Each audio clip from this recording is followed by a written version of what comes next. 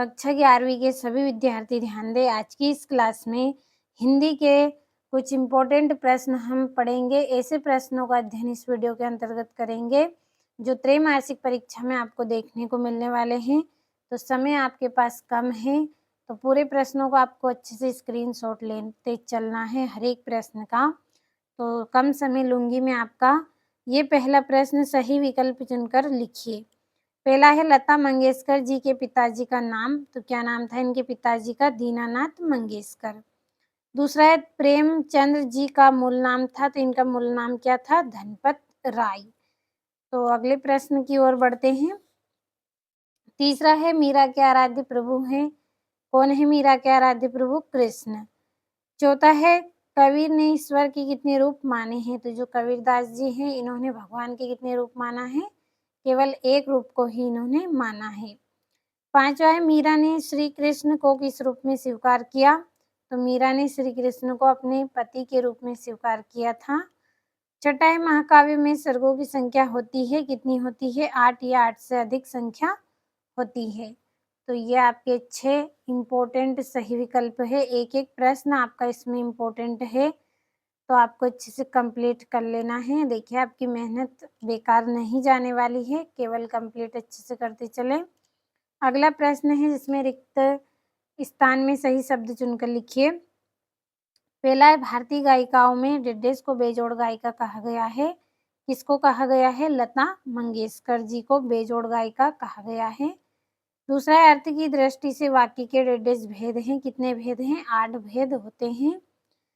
तीसरा है काव्य की शोभा बढ़ाने वाले तत्व डेडेस कहलाते हैं, तो क्या कहलाते हैं? अलंकार कहलाते हैं।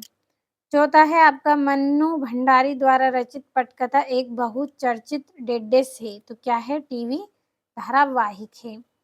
अगला है छायावाद के प्रमुख स्तंभ डेडेस हैं, तो कितने हैं? 4 स्तंभ है छायावाद के।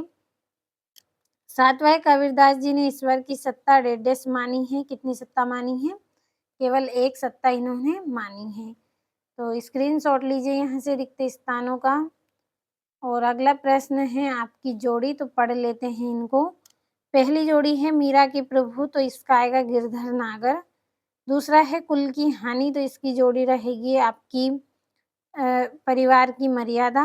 तीसरा है द्विवेदी युग के प्रवर्तक, तो महावीर प्रसाद द्विवेदी। चौथा है कुंडली छंद, तो इसका आएगा 24 मात्राएं। और रस के अंग है, तो कितने अंग है? 4 अंग है रस के। और जलद का आएगा आपका कमल। तो ये आपकी जोड़ियां भी हो गई हैं। अच्छे से कंप्लीट कर लीजिए आप इनको। अब बढ़ते हैं हमारे चौथे प्रश्न की ओर। तो ये आपका चौथा प्रश्न है जिसमें एक वाक्य में उत्तर है। सभी को मैंने कंप्लीट कर दिया है, केवल अच्छे से आपको पढ़ लेना है। और इसी तरह से ये आपका पांचवा प्रश्न है जिसमें सत्य असत्य है। तो पहला असत्य है, दूसरा, तीसरा, चौथा, पांचवा आपका सत्य और छठा आपका असत्य है। तो यहाँ से भी स्क्रीनशॉट लें इन प्रश्नों का। अब हमारे जो इम्पोर्टेंट 2-2 नंबर के प्रश्न हैं उनको समझ लेते हैं। तो ये छठा है मीरा कृष्ण की उपासना किस रूप में करती थी? सूर्योदय वर्ण के लिए किस तरह के बिंबों का प्रयोग हुआ? सातवां है भक्ति काल की 2 विशेषता लिखिए। आठवां है धनराम मोहन को अपना प्रतिद्वंदी क्यों नहीं समझता था? और इतिहास में स्मृति का वर्णन नहीं मिलता क्यों? नौवां है कहानी के तत्वों के नाम। और गव्य की कोई 4 विधाओं के नाम लिखना है। और ये आपका यहाँ पे 10वां है लता जी की गायिका की किन्हीं 2 विशेषताओं का वर्णन। और अगला प्रश्न है राजस्थान में कोई किसे कहते हैं? जनसंचार माध्यम किसे कहते हैं? तो स्क्रीनशॉट ले इतने प्रश्नों का। इसके बाद अगले प्रश्न को हम पढ़ेंगे। तो ये आपका यहाँ से 12वां प्रश्न है। छंद की परिभाषा उदाहरण सहित। अलंकार कितने प्रकार के होते हैं? नाम लिखिए।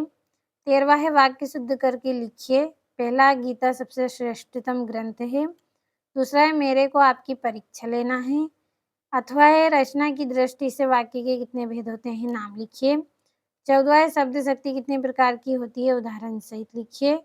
शब्द गुण किसे कहते हैं? उदाहरण सहित बताना है। और ये आपका 15वां प्रश्न है। निर्देश अनुसार वाक्य परिवर्तन करके लिखना है। सचिन आज मथुरा जाएगा और दरवाजे पर शायद कोई आया है। तो अच्छे से कंप्लीट करें इनको। और ये यहाँ से 16वां और 17वां प्रश्न। 16वें में प्रेमचंद्र अथवा शेखर जोशी का साहित्य परिचय निम्न बिंदुओं के आधार पर करना है। रचना, भाषा, शैली, साहित्य में स्थान। इसी तरह से 17वां प्रश्न है आपका, तो स्क्रीनशॉट लीजिए जल्दी से। इसके पश्चात ये आपका यहाँ पे 19वां प्रश्न है, तो यहाँ तक आप इन प्रश्नों का भी अच्छे से स्क्रीनशॉट लें। अगला प्रश्न है ये आपका 20वां और 21वां, तो दोनों प्रश्नों में आपको संदर्भ प्रसंग व्याख्या करनी है। 4-4 नंबर के हैं दोनों प्रश्न और एक-एक प्रश्न आपके लिए बहुत ही इम्पोर्टेंट है इस वीडियो में, तो कंप्लीट आप ज़रूर कर लीजिए पूरे प्रश्नों को। अब हमारे 22वें 23वें प्रश्न को पढ़ते हैं। तो ये आपका 22वां है। आप सुदामा नगर भोपाल में रहते हैं। आपके मोहल्ले में गंदगी व्याप्त है जिससे बीमारियां फैल रही हैं। सफाई व्यवस्था हेतु मुख्य स्वास्थ्य अधिकारी को नगर निगम को पत्र लिखिए, 4 नंबर का। और 23वें में निम्नलिखित विषयों में से किसी एक विषय पर निबंध करें। तो यहाँ पे आपको 5 ऑप्शन दिए गए हैं। जो निबंध आपने अच्छे से कंप्लीट किया हो उसे आप एग्जाम में अच्छे से लिख के आएँ और अच्छे से अच्छे अंक आप प्राप्त करें।